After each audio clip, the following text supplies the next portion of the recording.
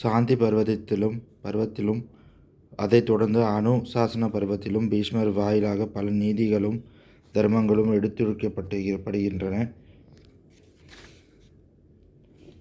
ஆங்காங்கே சில கதைகள் மூலமாகவும் இவை விளக்கப்படுகின்றன.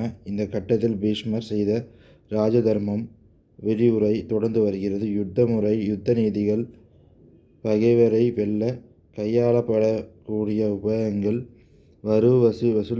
வசூலிக்கும் விதம், ஒரு மக்கள் கூட்டம் எப்படி வளர்கிறது என்பதை பற்றி, அடகி புகுந்தவனை காப்பாற்ற வேண்டிய கடமை போன்ற பல விஷயங்கள் பீஷ்மரால் விவரிக்கப்படுகின்றன.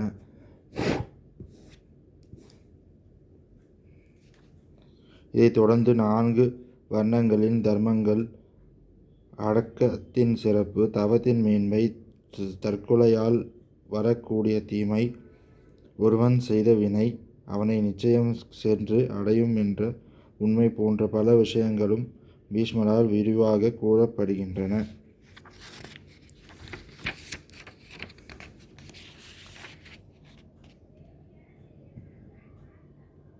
இதையடுத்து அனுசாசன பர்வதத்திலும் பீஷ்மரின் உபதேசம் தொடர்கிறது. இல்லறத்தின் சிரிப்பு, பதிவிரதையின் மேன்மை, கொடுத்த வாக்கை மீறுவதால் வரும் விளைவு, செய்நன்றி கொள்வதால் உண்டாகும் விளைவு,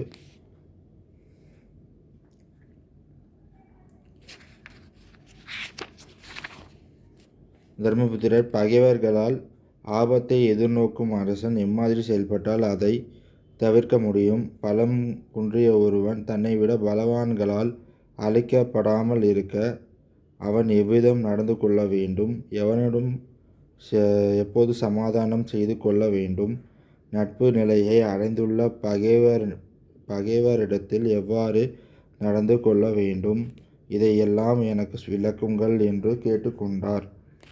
தர்மபுத்திரர் சந்தேகங்களை பீஷ்மர் விளக்க தொடங்கினார். பகைவன் நட்பு நிலையை அடையலாம், அதேபோல் நண்பனும் பகைமை நிலையை அடையலாம். தன் உயிரை காக்க வேண்டிய அவசியம் ஏற்பட்டால் பகைவர்களுடன் கூட சமாதானம் செய்து கொள்ள வேண்டும். பகைவர்களுடன் எந்த நிலையிலும் சம்பந்தம் கிடையாது என்று தீர்மானித்து கொள்பவன் பயனை அடைய மாட்டான். எடுத்த செயலின் தன்மையை பொறுத்தும் சூழ்நிலையை பொறுத்தும் எதிரியுடன் சமாதானத்தையும் நண்பனுடன் விரோதத்தையும் எவன் செய்து கொள்கிறானோ அவன் பயன்பெறுவான். ஒரு ஆலமரத்தில் வசித்து வந்த ஒரு பூனைக்கும் எலிக்கும் இடையில் நடந்த நிகழ்ச்சி இந்த நிலைக்கு உதாரணமாக பண்டிதர்களால்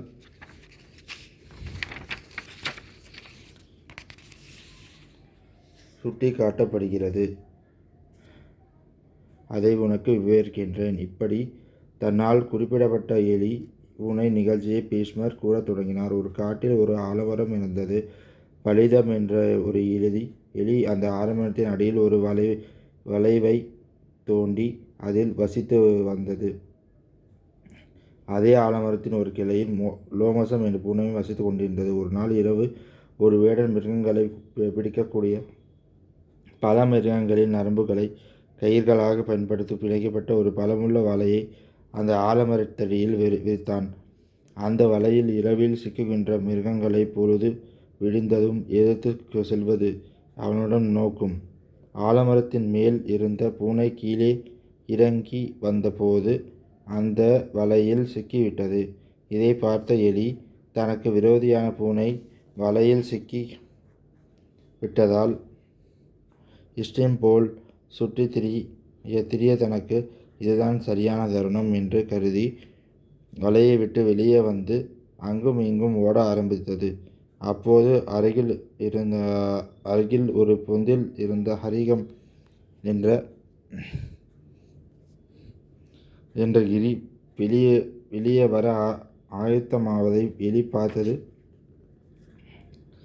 அப்பொழுது ஒரு மரத்தின் ஒரு கிளையிலிருந்து சந்திரகன் என்ற ஒரு கோட்டான் எலியின் மீது தனது பார்வையை செலுத்தியது.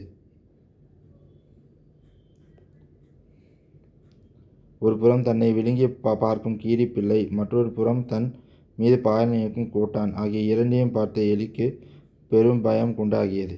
இப்படிப்பட்ட நேரத்தில் அறிவுள்ளவன் எப்படி நடந்து கொள்வான் என்று அந்த எலி ஆலோசனை செய்தது.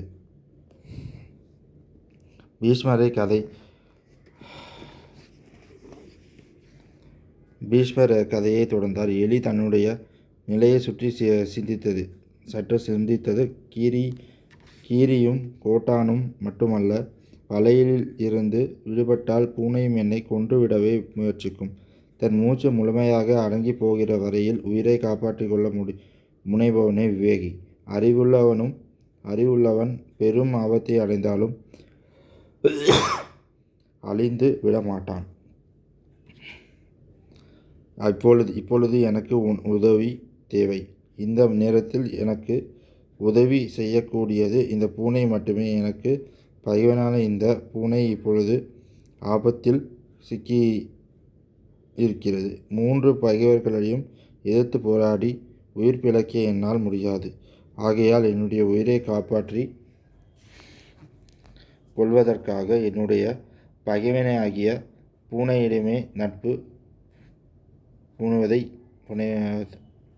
தவிர இப்போது எனக்கு வேறு வழி இல்லை. ஆபத்து காலத்தில் அருளுடையவன் தன்னுடைய பகைவனின் உதவியை அடைந்திருப்பதால் இப்போது இந்த பூனை என்னுடைய அறிவுரையை கேட்கும். சிந்தித்து இப்படி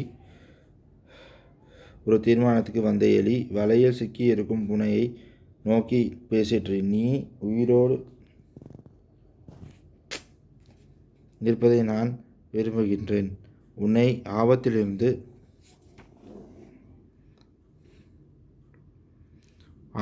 நான் விடுவிக்கிறேன். ஒரு உபாயத்தின் மூலமாக நீயும் விடுதலை அடைந்து நானும் பிழைத்திருக்க முடியும். கீரியும் கோட்டானும் என்னை கெட்ட எண்ணத்துடன் குறிவைத்து பார்க்கின்றன. இது எனக்கு நேரிட்டிருக்கும் ஆபத்து. நீயோ வலையில் சிக்கியிருக்கிறாய். அதை அறுக்கும் சக்தி உனக்கு கிடையாது. அது நீ சிக்கியிருக்கும் ஆபத்து. கோட்டானும் இடமிருந்தும் கீரியிலிருந்தும் என்னை காப்பாற்றிக் கொள்ள நான் உன் உதவியை நாடுகிறேன். அதற்கு பதில் உபகாரமாக நீ வலையில் உள்ள கயிறுகளை கடித்திருந்து நம்பிக்கை வைக்கும் போது அவன் மீது நாமும் நம்பிக்கை வைக்க வேண்டும். நம் இருவருக்குள் பரஸ்பர நம்பிக்கை ஏற்பட்டு நட்பு உண்டாகட்டும். ஒரு மரக்கட்டையை கொண்டு ஒரு மனிதன் பெரிய நதியை கடக்கிறான். அந்த கட்டை அவனை கரை சேர்க்கிறது. அவனால் அந்த கட்டையும் கரை சேர்கிறது. அதேபோல் உன்னால் நானும் என்னால் நீயும் உயிர் பிழைப்போம். காலம் தவறி செய்யப்படும் காரியம் பயனளிக்காது. ஆகையால் உடனே உன் சம்மதத்தை தெரிவிப்பதாக. இப்படி கூறிய எலியை பார்த்து பூனை, நீ கூறுவது உண்மையே. இருவரையும் காப்பாற்றிக் கொள்ள என்ன செய்ய வேண்டுமோ அதை உடனே செய்வாயாக. உன்னால் நான் காப்பாற்றப்பட்டால் உன்னிடம் மாறாத அன்பு வைப்பேன். உனக்கு நான் சீடனாவேன். உன் கட்டளைகளை ஏற்பேன்.